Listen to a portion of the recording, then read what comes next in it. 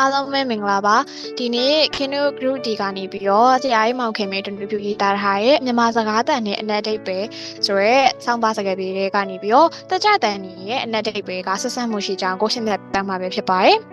Group ဒီရဲ့ member တွေကတော့ 1FYD MBAY YHGM ZGXC နဲ့ဒီမှာ EX7 အတူပဲဖြစ်ပါတယ်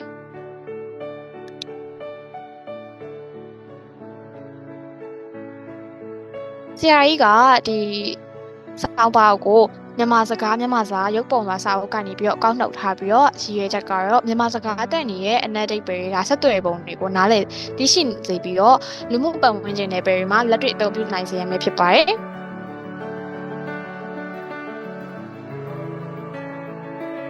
ဆရာကြီးမောင်ခင်မင်းကို1942ခုနှစ်ဇန်နဝါရီလ2ရက်နေ့ကျွန်တော်မြို့နယ်ကျုံတနီရွာမှာအဖဦးရာမနဲ့အမိတော်စောတင်တို့ထိုင်နေပြီးတော့ဖွာမြင်ခဲ့ပြီးတော့အမည်ရင်းကတော့ဦးခင်အေးဖြစ်ပါတယ်ဆရာကြီးက1954ခုနှစ်ရန်ကုန်မြို့ Municipal ပညာရေးအဖွဲ့ကနေကျင်းပတဲ့စတုထတန်းစာမေးပွဲကိုပထမအဆင့်နဲ့အောင်မြင်ခဲ့ပါတယ်1959ခုနှစ်အလယ်တန်းပညာသင်ဆု Scholarship စာမေးပွဲမှာလည်းဆရာကြီးကအမှတ်အများဆုံးနဲ့အောင်မြင်ခဲ့ပါတယ်1959ခုနှစ်တက္ကသိုလ်ဝင်တန်းစာမေးပွဲကိုတပြည်လုံးမှာမြန်မာစာအမှတ်အများဆုံးနဲ့အောင်မြင်ခဲ့ပါတယ်1963ခုနှစ်မှာဆိုရင်တော့ရန်ကုန်တက္ကသိုလ်ကနေပြီးတော့ဝိစာပွဲအချင်းချင်းခံရပြီးတော့1969ခုနှစ်မှာဆိုရင်မဟာဝိစာပွဲ2002ခုနှစ်အောက်တိုဘာ19ရက်ရန်ကုန်တက္ကသိုလ်ရဲ့105ကျင်းမြတ်ပွဲရင်းတပင်အခမ်းအနားမှာဆိုရင်တော့ဂုံတူးဆောင်စာပေပါရဂူပွဲကိုချီးမြှင့်ခံခဲ့ရပါတယ်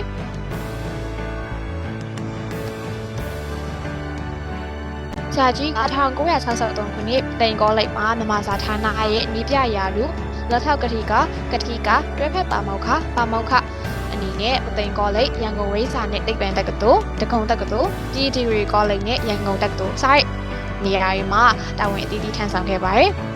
1989ခုနှစ်တက်ပညာရေးဝန်ကြီးဌာနရဲ့တာဝန်ပေးချက်အရာဂျပန်နိုင်ငံရဲ့အိုဆာကာနိုင်ငံသားဘာသာတင်တက္ကသိုလ်မှာဆိုရင်မြန်မာစာဧည့်ပါမောက္ခအဖြစ်နဲ့2နှစ်တွားရောက်အလုပ်ကိုင်ခဲ့ပါတယ်2002ခုနှစ်မှာဆိုရင်ရန်ကုန်တက္ကသိုလ်မြန်မာစာဌာနရဲ့ပါမောက္ခဌာနမှုဖြစ်တဲ့နိုင်ငံဝန်ထမ်းဘဝကနေပြီးတော့အငြိမ်းစားယူခဲ့ပါတယ်2003ခုနှစ်မှာဆိုရင်တော့ထိုင်းနိုင်ငံချူလာလောင်ကွန်တက္ကသိုလ်ရဲ့နိုင်ငံတကာရတစာပေဆွေးနွေးပွဲမှာမြန်မာ Post Colonial Literature စာရန်ကိုဖတ်ကြားခဲ့ပြီးတော့2004ခုနှစ်ထိုင်းနိုင်ငံရဲ့ဇင်းမဲ့မြို့မှာကျင်းပတဲ့ဘာသာစကားသင်ကြားရေးဆွေးနွေးပွဲမှာဆိုရင်တော့ Some phonological problem in teacher Myanmar or foreign language in foreigner စာရန်ကိုဖတ်ကြားခဲ့ပါတယ်အရင်ဦးဆုံးအနေနဲ့တက်ကြတဲ့များကိုနှုတ်ဆက်နေနဲ့ပြောပြပေးချင်ပါတယ်မြန်မာစကားကတက်ကြတဲ့များပါဝင်တဲ့ဘာသာစကားတစ်မျိုးဖြစ်ပြီးတော့တက်ကြတဲ့ကြောက်တဲ့အဖြစ်ဆိုရင်တက်ကြတဲ့ကြောက်ရဲ့စကားလုံးရဲ့အနက်တိတ်တွေအားလည်းကြောက်တတ်ပါတယ်တက်ကြတဲ့ကိုအမျိုးသားအနေနဲ့ခွဲရမယ်ဆိုရင်သုံးမျိုးခွဲထားပါတယ်အဲ့ဒါတွေကတော့နိုင်တက်တဲ့တန်ပြည်နဲ့အမြင့်တက်တဲ့မျိုးပဲဖြစ်ပါတယ်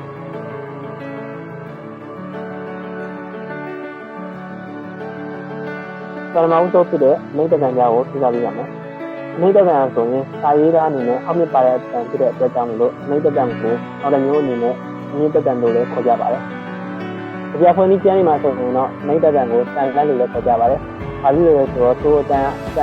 လေလက်မှာပြပြဖြစ်နေတာကြောင့်ပါ။တန်ပြီးဒီတစ်ခုဖြစ်တဲ့တန်တရားဆိုရင်စာရေးသားမှာအောက်မြစ်တို့ဝိစာပေါက်တို့မထည့်ရတဲ့အတန်ဖြစ်တာကြောင့်စကားကိုဒီဘာသာစကားကျမ်းနေမှာဆိုရင်တော်တော်အန်လို့သင်လာပြီးတော့ခေါ်ကြပါတယ်။ဆိုရင်တော့ရိုးရိုးတန်လို့ဆိုနေတာပေါ့။ကြပြပွင့်ပြီးပြတဲ့စကားနဲ့မှာဆိုရင်ကြတော့ထိုးတန်ကိုတန်နေလို့ခေါ်ကြပါတယ်။ဆိုလိုတဲ့ဆွဲထုတ်ပြီးတော့ပြောရတဲ့အဖြစ်တွေပြောကြတယ်။နောက်တစ်ခုကတော့အမြင့်တန်ပါ။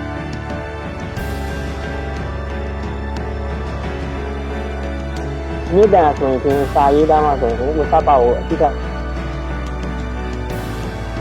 ပြောရပါတယ်။ဒီအဖွင့်ကျမ်းမှာဆိုရင်တော့တိုတန်ကိုကန်လီလို့ခေါ်ကြပါတယ်။ဘာဖြစ်လို့လဲဆိုတော့တိုတန်အလေးလေးတစ်မျိုးရှိတဲ့အတန်မျိုးဖြစ်နေတဲ့အတွက်ရောက်ပါ။ဥပမာအနေနဲ့ပြောရင်ဟိုအမြင့်ကနေပြီးအသေးလေးကြတဲ့အတန်မျိုးပေါ့။ဆက်လက်ပြီးတော့တက်ကြတဲ့သုံးတန်တွေကြောက်အန်ဘီကနေပြီးတော့ selection လုပ်ထားပါတယ်။အနာဝိုင်းကျင်ပြပြသွားတဲ့အနိဋ္ဌတန်တန်ပြီးအမြင့်တန်တို့မှာတက်ကြတဲ့လုံးငန်းတွေအကြောင်းကိုရှင်းပြပေးပါမယ်။ပထမဆုံးကအနေနဲ့ကတော့မိကိုမေးတဲ့ညမှာတုံးပြီးမေကိုလားဖြစ်တဲ့မေလာကိုပြောလို့ရပြီ။မေဆိုရင်မေမုံမင်းမြန်းတိခါတော့ဘာလို့မပြောလို့ရပါတယ်။လူဆိုရင်လူယူတီလို့တုံးပြီး လူဆိုရင်လူလည်းကြားတယ်လို့ပြောလို့ရပြီလူဆိုရင်လူလိမ့်တယ်လို့ပြောလို့ရပါတယ်ကမှာဆိုရင်ကတီလို့သုံးပြီးကမှာဆိုရင်ကာကွယ်တယ်လို့ပြောလို့ရပြီးတော့ကားမှာဆိုရင်ကားနေတယ်လို့ပြောလို့ရပါတယ်ခါကိုခါသားတဲ့နေရာမှာသုံးလို့ရပြီးတော့ခါဆိုရင်ထုံကားတယ်လို့ပြောလို့ရပြီးခါဆိုရင်ရတာခါနေတယ်လို့ပြောလို့ရပါတယ်နုကိုရွက်နုတဲ့နေရာမှာသုံးလို့ရပြီးနုကိုရေပြားယောဂါလို့ပြောလို့ရပြီးတော့နုဆိုရင်လက်တွေနုနေတယ်လို့ပြောလို့ရပါတယ်မဆိုရင်ပစ္စည်းမားတယ်လို့သုံးလို့ရပြီးမဆိုရင်ခင်းမာတယ်လို့ပြောလို့ရပြီးတော့မဆိုရင်လွဲမားနေတယ်လို့ပြောလို့ရပါတယ်ကိုမှာဆိုရင်ကိုချီနေတယ်လို့ပြောလို့ရပြီးကိုမှာဆိုရင်ကိုတီချုပ်တယ်လို့ပြောလို့ရပါတယ်ကိုမှာဆိုရင်တော့ဒီတနခါအပြင်မှာဖြစ်တဲ့တနခါပွေးတွေကိုပြောလို့ရပါတယ်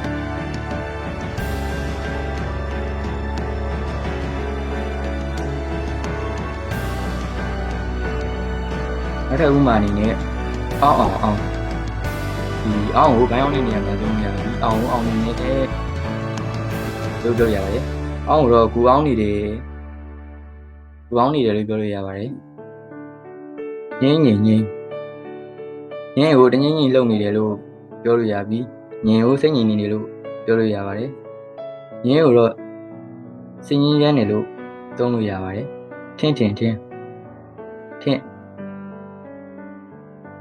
ထင်းကိုစိတ်ရှိနေတယ်လို့ပြောလို့ရပြီးထင်းကို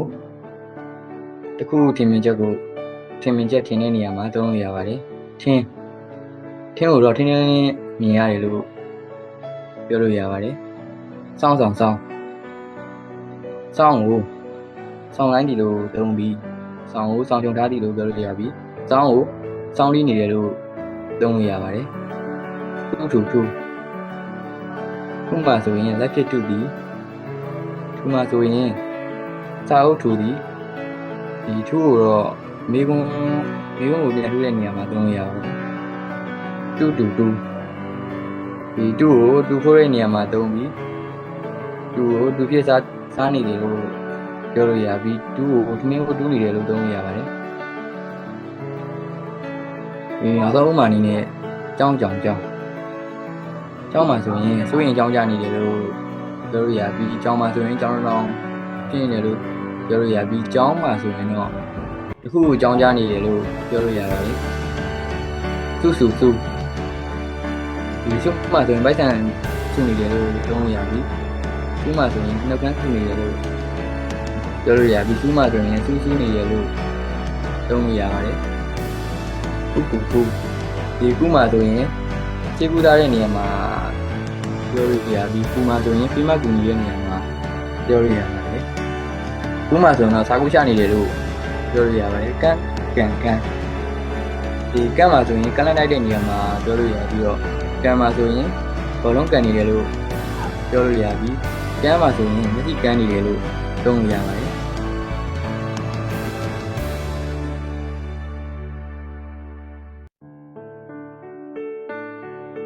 ဟုတ်ကဲ့ပါဒီအခုပြပြသွားမှာကတော့တန်ပြည်ကနေအမြင့်သက်တန်ကိုသွားတဲ့တာရကစကားလုံးလေးတွေကိုပြပြပေးသွားမှာဖြစ်ပါတယ်ပထမဆုံးစကားလုံးအနေနဲ့ကတော့ရေဆိုတာကတော့ရေတောက်တယ်လို့အဓိပ္ပာယ်ရပြီးတော့ရေဆိုတာကတော့စာရေးတယ်လို့ပြောလို့ရပါတယ်ပူကတော့ပူစားတယ်လို့အဓိပ္ပာယ်ရပြီးတော့ပူကတော့ပူခဲနေတယ်လို့ပြောလို့ရပါတယ်ပန်းကတော့ပန်းတီပန်းဆိုတာကတော့ဝမ်းလျှောသည်လို့အဓိပ္ပာယ်ရပါတယ်ရှို့ကတော့ရှို့ထားသည်ရှို့အနေနဲ့ကတော့ရှို့ဝက်ထားသည်လို့ပြောလို့ရပါတယ်ပြင်းကတော့ပြင်းသည်ပြင်းအနေနဲ့ကတော့လေပြင်းတယ်လို့ပြောလို့ရပါတယ်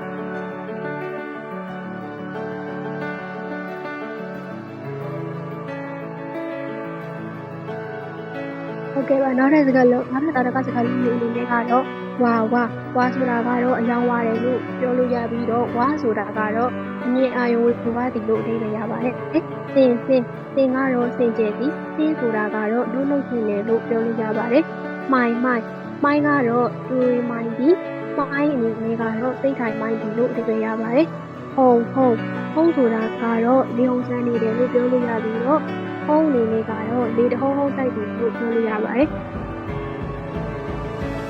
အခုဆက်လက်ပြီးတော့အနိစ္စတန်ကနေတန်ပြီးကိုပြောင်းလဲသွားတယ်ဥပမာတွေကိုပြောပြပြီးတော့မှဖြစ်ပါတယ်ကျိုးနဲ့ကျိုးကတော့အောက်ကျိုးရယ်ဆိုတဲ့အဓိပ္ပာယ်နည်းနဲ့သုံးပြီးတော့ကျိုးကတော့ဟင်းကျိုးရယ်ဆိုတဲ့အဓိပ္ပာယ်နည်းနဲ့သုံးပါတယ်မှောက်နဲ့မှောက်ကတော့မှောက်ကြရယ်ဆိုတဲ့အဓိပ္ပာယ်နည်းနဲ့သုံးပြီးတော့မှောင်ကတော့မဲမှောက်ရယ်ဆိုတဲ့အဓိပ္ပာယ်နည်းနဲ့သုံးပါတယ်ကြာနဲ့ကြာကအောက်ကြရယ်ဆိုတဲ့အဓိပ္ပာယ်သုံးပြီးတော့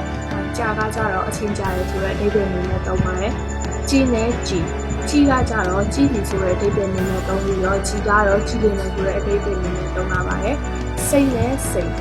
ကကြတော့ချိုစိတ်တယ်ဆိုတဲ့အဓိပ္ပာယ်နည်းနဲ့သုံးပြီးတော့စိတ်ကကြတော့ရေစိတ်တယ်ဆိုတဲ့အဓိပ္ပာယ်နည်းနဲ့သုံးပါတယ်စားနဲ့စားကကြတော့အစားလုပ်သည်ဆိုတဲ့အဓိပ္ပာယ်နည်းနဲ့သုံးပြီးတော့စားကကြတော့စားရည်သည်ဆိုတဲ့အဓိပ္ပာယ်နည်းနဲ့သုံးပါတယ်မှုန့်နဲ့မှုန့်ကကြတော့နံအနေနဲ့သုံးပြီးတော့အမှုန့်ဆိုတဲ့နံအနေနဲ့သုံးလာပါတယ်မှုန့်ကကြတော့မှုန့်ဝါးရယ်ဆိုတဲ့အဓိပ္ပာယ်နဲ့သုံးလာပါတယ်မောနဲ့မောကကြတော့မောကြည့်ရယ်ဆိုတဲ့အဓိပ္ပာယ်နဲ့သုံးလာပြီးတော့မောကကြတော့မောသည်ဆိုတဲ့အဓိပ္ပာယ်နဲ့သုံးလာပါတယ်ဆက်လက်ပြီးတော့အနိစ္စတန်အနေနဲ့မျိုးပြောင်းလဲသွားတဲ့တခြားဥပမာလေးပြပြပေးသွားပါမယ်ပေါ်နဲ့ပေါ်ကကြတော့ပစ္စည်းပေါ်သည်ဆိုတဲ့အဓိပ္ပာယ်နဲ့သုံးပြီးတော့ပေါ်ကကြတော့စီပေါ်ရယ်ဆိုတဲ့အဓိပ္ပာယ်နဲ့သုံးပါတယ်ပြောနဲ့ပြောကကြတော့ပြောင်းပြောသည်ဆိုတဲ့အဓိပ္ပာယ်နဲ့သုံးပြီးတော့ပြောကကြတော့ပြောင်းပြောသည်ဆိုတဲ့အဓိပ္ပာယ်နဲ့သုံးပါတယ်နင်းနဲ့နင်းကကြတော့သဘောနည်းသည်ဆိုတဲ့အဓိပ္ပာယ်နဲ့သုံးပြီးတော့နင်းကကြတော့အစာနင်းနဲ့ဆိုတဲ့အဓိပ္ပာယ်နဲ့သုံးလာပါတယ်တင်းနဲ့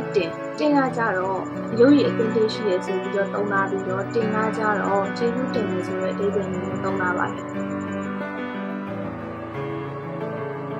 နောက်ဆုံးအနေနဲ့ကတော့အနိစ္စတန်ကလည်းအနိစ္စတန်ကိုပြောင်းလဲသွားတာနဲ့အဓိပ္ပာယ်ဒီပါပြောင်းသွားတဲ့စကားလုံးတွေကိုထပ်ပြီးတော့ပြပြပေးသွားပါမယ်တိုးနဲ့တိုးကကြတော့လက်ဖြစ်တိုးသည်ဆိုတဲ့အဓိပ္ပာယ်တိုးကကြတော့ခန္ဓာကိုယ်ဖြစ်တိုးသည်ဆိုတဲ့အဓိပ္ပာယ်နဲ့သုံးပါတယ်ဖြန့်နဲ့ဖြန့်ကိုတော့ဆောင်းကိုဖြန့်နေမှလို့ဆိုတဲ့အနေနဲ့သုံးလာပြီးတော့ဖြန့်ကိုကြတော့ဒီဖြန့်လို့ဆိုတဲ့အဓိပ္ပာယ်နဲ့သုံးပါတယ်ပေါ်နဲ့ပေါ်ကိုတော့ကျဲဖို့တိကျပေါ်တယ်ပေါ်ကိုတော့ကျဲဖို့တိကိုပေါ်တယ်ဆိုတဲ့အဓိပ္ပာယ်နဲ့သုံးလာပါတယ်ရွှေနဲ့ရွှေကိုကြတော့ရွှေလျာဒီဆိုတဲ့အဓိပ္ပာယ်နဲ့သုံးလာပြီးတော့ရွှေကိုကြတော့ရွှေရှိသည်ဆိုတဲ့အဓိပ္ပာယ်နဲ့သုံးလာပါတယ်ခွေးနဲ့ခွေးကိုကြတော့ပြည့်စုံသည်ဆိုတဲ့အဓိပ္ပာယ်နဲ့သုံးပြီးတော့တွေးကိုကြတော့ဒီတော့စဉ်းစားသည်ဆိုတဲ့အဓိပ္ပာယ်နဲ့သုံးပြလာပါတယ်ဆွေနဲ့ဆွေကိုကြတော့ဒီဆွေခုံသည်ဆိုတဲ့ခုံသည်ဆိုပြီးတော့သုံးလာပြီးတော့ဆွေကိုကြတော့ဝမ်းနဲ့ဆွေဆိုတဲ့အဓိပ္ပာယ်နဲ့သုံးလာပါတယ်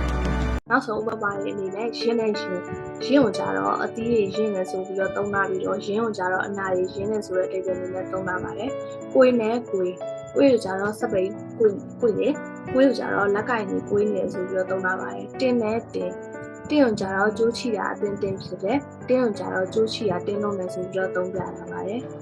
အခုနောက်ဆုံးအနေနဲ့ကျွန်တော်တို့ဖဲဗီဒီယိုကိုကြည့်ပြီးတော့စကားလုံးတစ်လုံးရဲ့အနက်အဓိပ္ပာယ်ကအဲ့စကားလုံးရဲ့အတန်အနည်းမြင့်ပေါ်မူတရားကိုတွေ့ရှိရပါမယ်ကျွန်တော်တို့ဖဲဗီဒီယိုထဲမှာပြောသွားတဲ့ဥပမာတွေကိုကြည့်ပြီးတော့တခြားတန်တဲ့အနက်အဓိပ္ပာယ်ကဆက်ဆက်မှုရှိကြောင်းကိုသိရှိသွားမယ်လို့လည်းယုံကြည်ပါတယ်ကြည့်ရှုပေးကြတဲ့တူတယောက်ချင်းစီတိုင်းကိုကျေးဇူးများတင်ပါတယ်